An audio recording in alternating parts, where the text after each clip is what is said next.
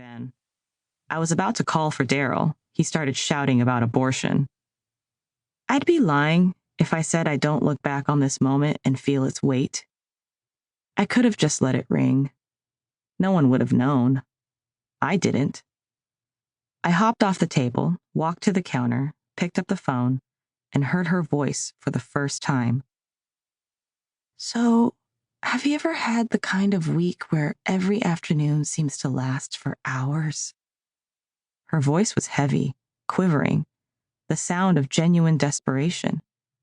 Before I could reply, the woman kept talking.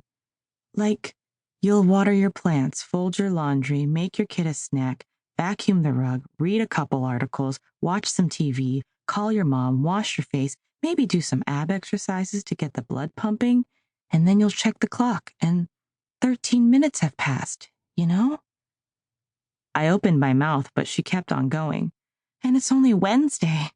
I'm insane. I know, I'm insane. But do you know what I mean? I waited a few beats to make sure she was done. Her breathing was loud and labored. Yeah, I said. I guess. Yes. So, you'll help me? I frowned, started ripping up an old receipt. I think you may have the wrong number.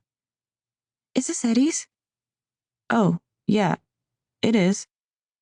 Then this is exactly the right number. You're the only person who can help me.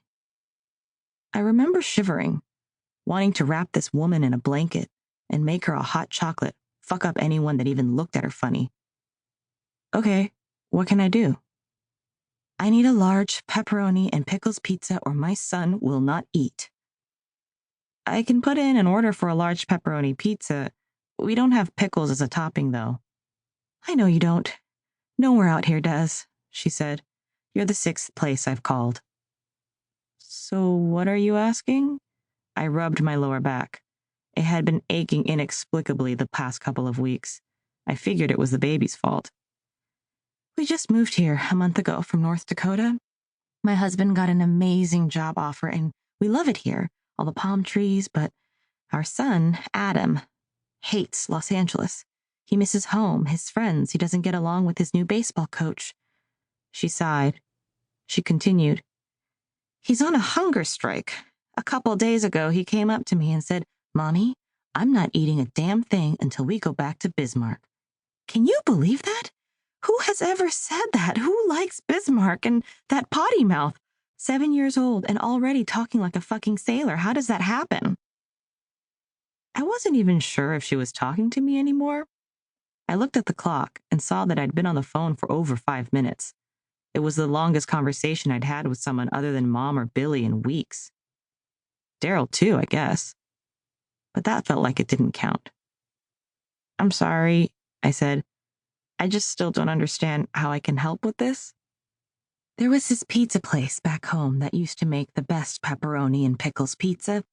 I swear, I've tried doing it myself, just ordering a regular old pepperoni pizza and putting the pickles on after. He said it wasn't right, and when I asked him what wasn't right about it, he just kept saying it's not right over and over, louder and louder, and wouldn't stop until I yelled over him, Okay, you're right, it's not right. She paused. I just thought maybe if I could get him that pizza, something that reminded him of home, this silly hunger strike could end and he could start to love Los Angeles. There was a long pause. I would have thought she'd hung up if not for that loud, labored breathing. When she spoke again, her voice was softer. I thought of birds with broken wings, glass faces so beautiful and fragile I was afraid to look at them for too long. It just feels like I've been failing a lot lately, she said. I can't even get dinner right. I thought of a night 2 years ago.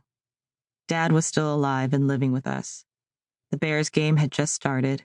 He wasn't drunk yet, but by halftime, he'd have finished at least a 6-pack. Some nights, I was the best thing that ever happened to him, his pride, his joy.